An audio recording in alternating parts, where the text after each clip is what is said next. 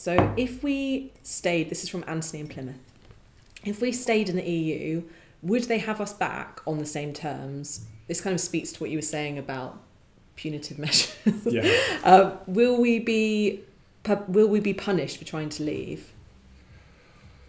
Let's say that the UK decided that it didn't want to leave, and it agreed that with the EU.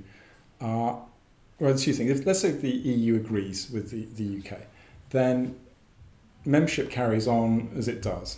There's no way that the EU can force the UK to change the terms. Okay. In that sense. What's less certain is if the EU doesn't agree to stop Article 50. They say, no, you've made your decision, and you say you've changed your mind, but we don't believe you. We've got some legal cases that are coming through that might provide some more clarity about that. Personally, I find it a bit hard to believe that situation will come up, but then again, there's quite a few situations that have come up that I didn't think would happen.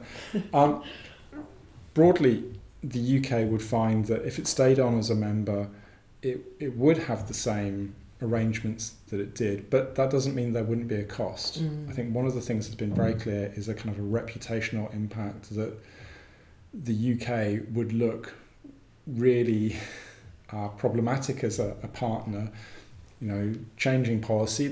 People I think do understand that it's a difficult political situation for UK politicians, but time and effort has gone into this. Really importantly, this isn't nearly the most important issue for most of the EU. Ireland apart, and a couple of other states who've got particular interests. EU is about, its big problems are about the Eurozone, they're about dealing with migration, they are about where the project is going. All of those kind of things are much more pressing for it than what the British are doing today, if I can put it in those terms. So there's not a whole lot of sympathy for messing about, if you think of it in those terms. But whether that turns into punitive action, I think is very doubtful. I mentioned the kind of financial cycle that runs to the end of 2020.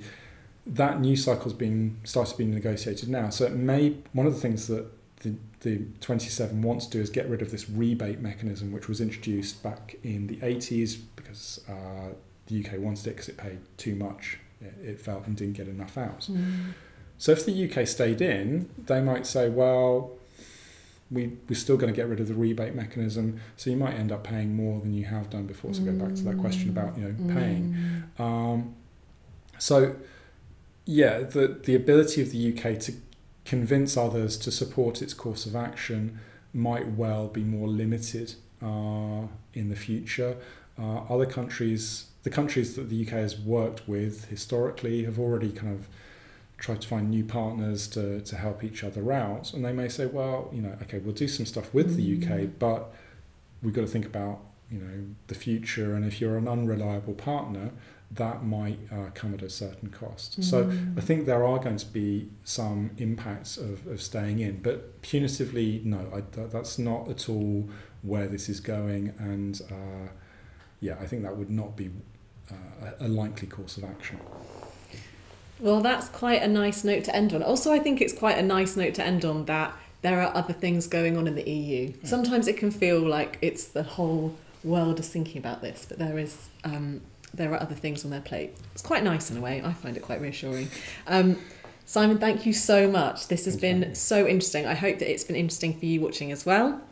And we'll be doing a couple more sessions, as I said, as the weeks go on, and we'll be talking about all of the kind of big Brexit questions. But for now, that is basically us done. Thank you so much. Well, thank you for your questions and for the discussion.